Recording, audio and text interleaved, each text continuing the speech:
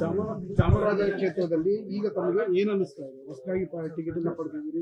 ಅಲ್ಲ, ಚಾಮರಾಜನಗರ ಜಿಲ್ಲೆ ಮತ್ತು ಮೈಸೂರು ಜಿಲ್ಲೆ ನಮ್ಮ ತಂದೆಯವ್ರಿಗೆ 40 ವರ್ಷದ ರಾಜಕೀಯ ಜೀವನವನ್ನು ಕೊಟ್ಟಂಥದ್ದು. ಅವ್ರಿಗೆ ಬೆನ್ನೆಲುಬಾಗಿ ನಿಂತು ಅವ್ರು ಈ ಎತ್ತರಕ್ಕೆ ಬೆಳೆಯೋಕ್ಕೆ ಒಬ್ಬರು ಕಾರಣಕರ್ತಾರಂಥ ಜನಗಳು.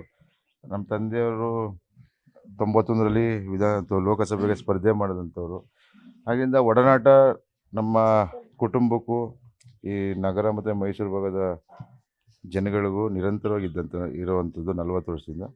ಈಗ ವರಿಷ್ಠರು ನನಗೆ ಅವಕಾಶನ ಮಾಡಿಕೊಟ್ಟಿದ್ದಾರೆ.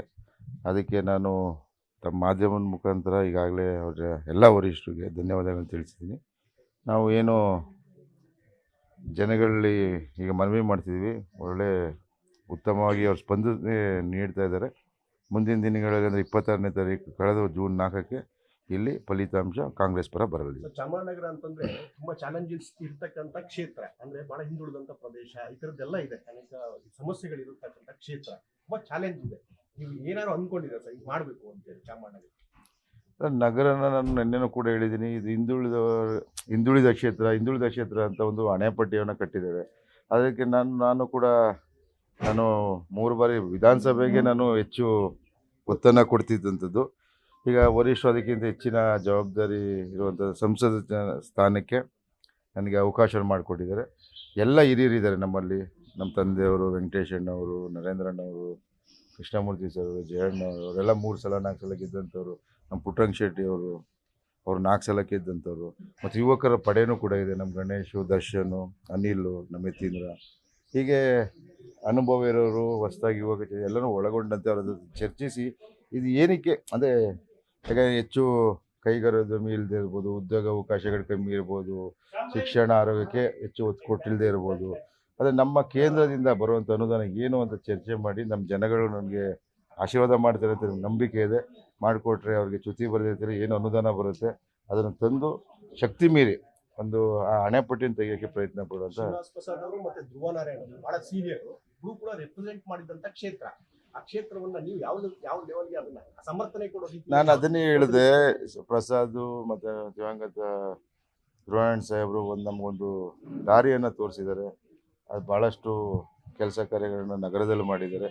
ಅವರೇನು ಹಾಕೊಟ್ಟಂಥ ಒಂದು ಮಾರ್ಗದರ್ಶನದಲ್ಲಿ ನಾವು ಕೂಡ ಮುನ್ನಡೆಯಬೇಕು ಅನ್ನೋ ಒಂದು ಆಶಾಭಾವನೆ ಇಟ್ಕೊಂಡಿದ್ದೀವಿ.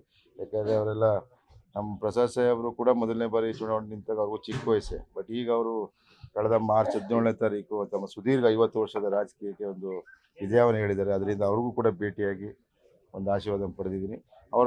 ನಮ್ಮ ಹಿರಿಯರು ತೋರಿಸೋಂಥ ದಾರಿ, ಹಾಕೊಟ್ಟಂಥ ಮಾರ್ಗದರ್ಶನ ಮುನ್ನಡೆಯೋ ಪ್ರಯತ್ನ ಮಾಡ್ತೀವಿ.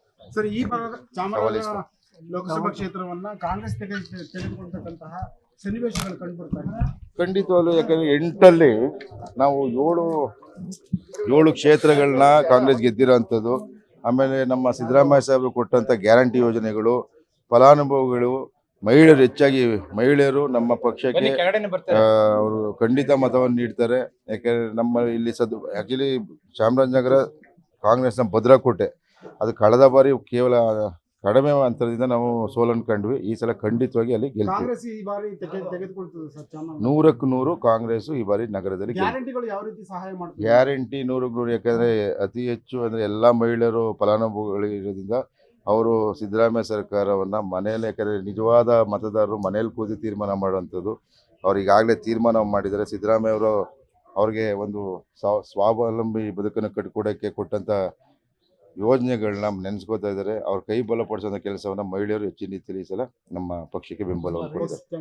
ಬೆಂಗಳೂರಿನಿಂದ ಮಂಗಳೂರುವರೆಗೆ, ಬೀದರ್ನಿಂದ ಚಾಮರಾಜನಗರದವರೆಗೆ ನಿಮ್ಮ ಸುದ್ದಿ ನಿಮ್ಮದೇ ಭಾಷೆಯಲ್ಲಿ. ಕರ್ನಾಟಕ ತಕ್.